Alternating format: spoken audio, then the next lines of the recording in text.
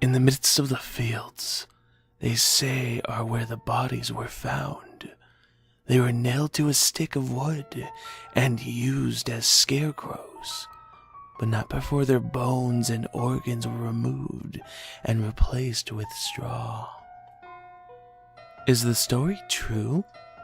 Jonas asked.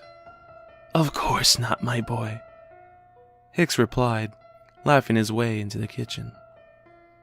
Hicks was a 60-year-old man who had lived across from the fields his whole entire life. Jonas was a 17-year-old male who was hitchhiking along the road that sits just outside Hicks's home.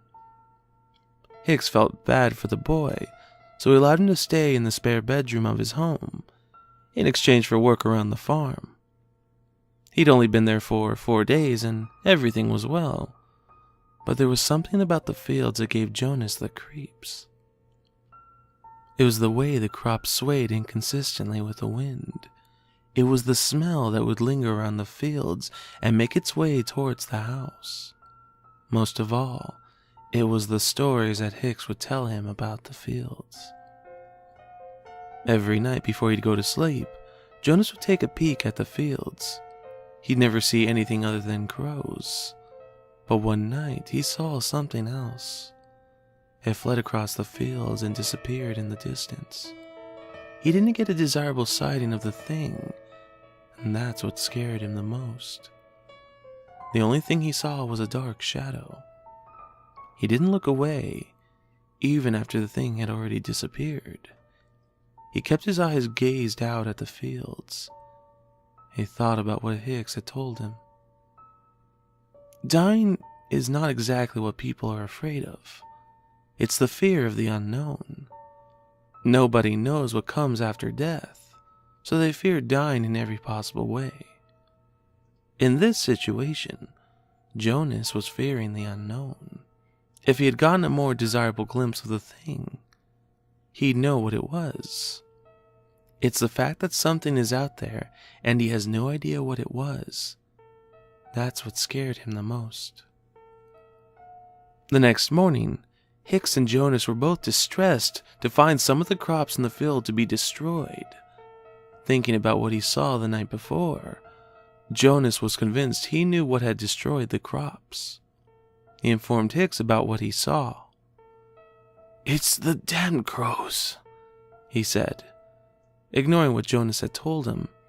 "It's always the damn crows." The hours went by, slowly but surely. Jonas was just finishing up work in the barn and heading towards the house when he heard something shuffling through the fields. He was curious, but yet afraid of the unknown. He walked curiously into the dark fields, the moon being his only source of light. He had a pitchfork in his hands, and he held that pitchfork in a defensive position as he shuffled through the fields. He heard something. He knew it was out there. Even when he was standing completely still, he heard something moving through the fields. He heard it snickering. He heard it breathing. There was something out there, but he couldn't see it, and that's what scared him the most. Fear of the unknown. As Jonas stood in the center of the fields, he realized he was lost. He smelled something deadly. He shuffled through the fields a bit more, and that's when he found it. Not a thing, not what haunts the fields, but he found a man nailed to a piece of wood as the straw hung out of his guts. His skin was desiccated, and the bottom portions of his legs were removed, just above his knees. He thought he heard him breathing, but no, the man's been dead for over a month. He heard something. He looked to his right, and that's when he saw it. Not waiting a second, he took off running. He ran through the fields, not even worrying about the fact that he was lost. All he could think about was what he saw. Despite the fact that he'd seen it, he still didn't know what it was. Fear of the unknown. He kept running, shuffling through the fields as horrified as he could be, until he ran into Hicks, who'd gone out looking for him. He followed him back to the house, explaining to Hicks everything that he saw. "He's out there," he yelled. "I've seen him." "You calm the hell down, boy," Hicks yelled. Jonas had become silent, but still shaking from fear. "What haunts the fields is not a he, and it's not a who. It's a what. It's an it. It's a thing." "It killed a man," said Jonas. "It's out there, and we have to call the police." "There ain't nothing no police can do," Hicks said. "We'll be safe, just as long as we stay from the fields at night." "What does it want?" "It's the damn crows," Hicks replied. "It's always the damn crows."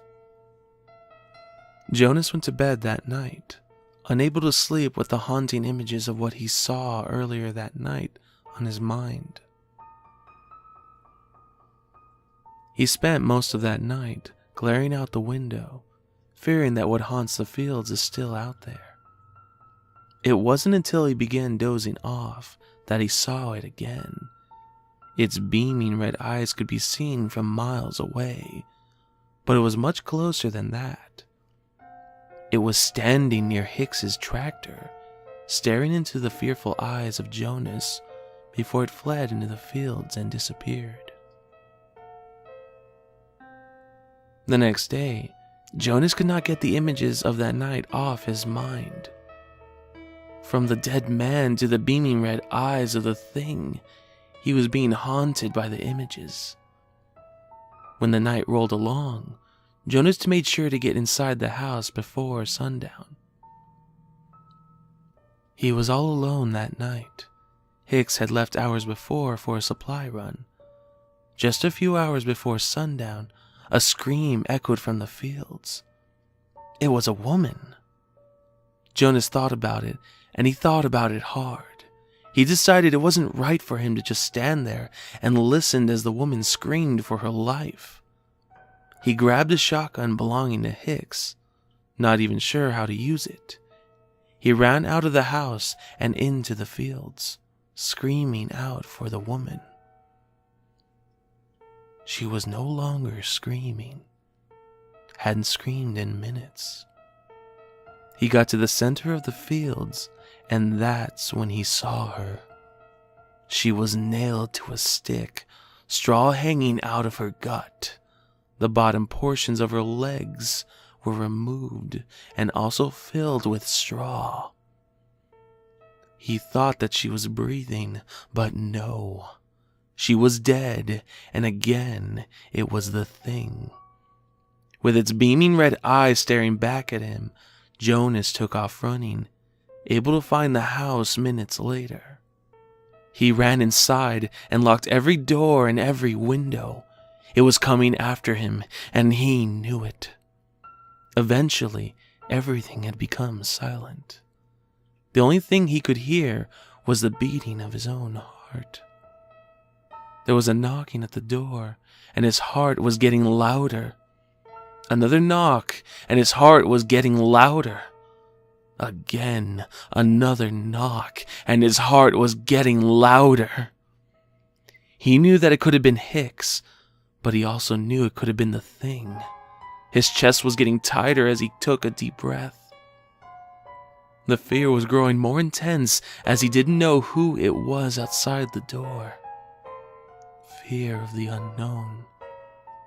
He walked slowly to the door, dragging his feet as he got closer and closer. He looked through the peephole, but all he could see was a bright red. It blinded him for a few seconds, but he knew that it was because he stared into the red a few times before. He ran from the door, unsure of what to do. He hid inside the bedroom closet. Everything was quiet for a minute. The only thing you could hear was his own breathing. When the front door creaked open, the fear got more intense and his chest even tighter. He tried with everything he had not to make even the smallest sound. The footsteps wandered through the house and made its way towards Jonas. They were getting closer, and the closer they got, the louder his heartbeat would sound. His bedroom door creaked open. Whatever or whoever it was in the room. Its breathing. He could hear its breathing as it was louder than it had ever been before. The closet door creaked open, and Jonas was certain he was next to be nailed to a stick and displayed as a scarecrow. However, it was Hicks who stood in front of him. "What are you doing, boy?" he yelled, taking the gun from Jonas. "It was here," Jonas said. "It was outside the door." Hicks shook his head as he was snickering, a sound so familiar to Jonas. "You've got it all wrong, my boy," he said. "You see, I let out a very important part of what haunts the fields." He got closer as Jonas backed against the wall. "It doesn't just kill anybody. It picks up hitchhikers and takes them to his home, where it tells them stories about the fields." His eyes became bright beaming red. "Do you know what it does to them next?" "No!" Jonas cried. "It cuts them. It stuffs them with straw, and then it nails them to a stick outside the fields," he said. "Do you know why it does that?" "No!" he cried again. "It's the damn crows," he said. "It's always the damn crows."